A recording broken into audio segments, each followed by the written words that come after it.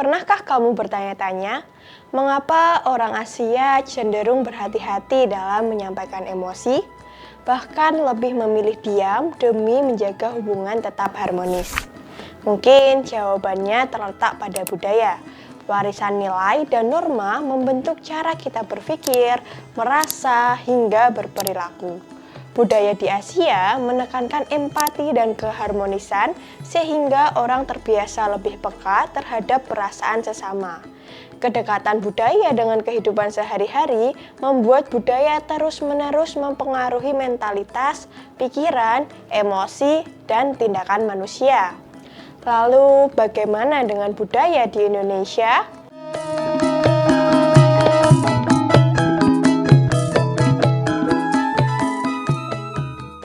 Pada video kali ini, kita akan mengulas hasil penelitian yang dilakukan oleh Sheila V. Peristianto, M.A. Subandi, dan Muhana S. Utami tentang rasa rumangsa, bentuk empati, dan kesadaran diri dalam konteks budaya Jawa. Indonesia kaya akan ragam budaya, dan salah satu yang terbesar adalah budaya Jawa. Budaya ini kerap dianggap mewakili Indonesia karena orang Jawa berbaur dengan masyarakat secara luas.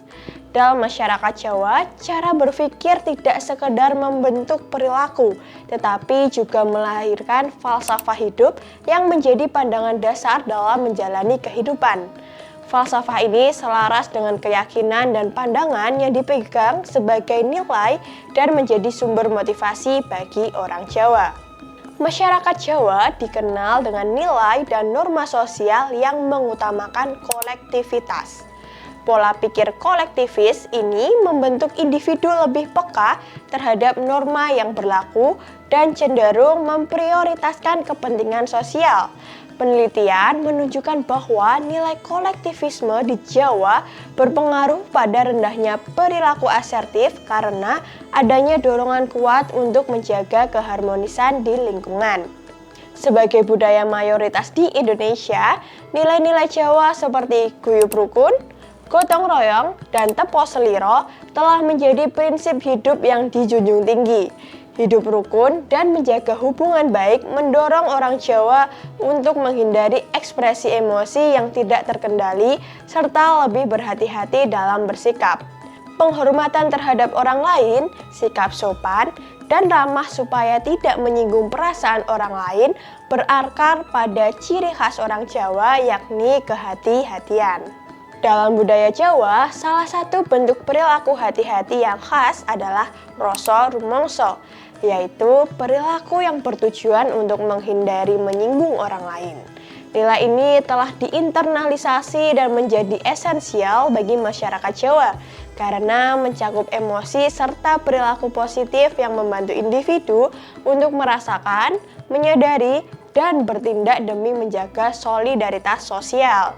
Sebagai bagian dari kearifan lokal, rasa rumangsa dianggap sebagai karakter fundamental sekaligus inti dari pengetahuan dalam psikologi Jawa. Dengan menerapkan rasa rumangsa, individu tidak hanya mampu menilai dirinya sendiri, tetapi juga menumbuhkan kesadaran, pengingat diri, serta empati. Secara psikologis, rasa rumangsa erat kaitannya dengan konsep penting yakni empati dan kesadaran diri. Kesadaran diri merupakan kapasitas individu untuk memusatkan perhatian pada dirinya sendiri guna melakukan evaluasi, memahami kekuatan dan kelemahannya, serta menyadari dampaknya terhadap orang lain.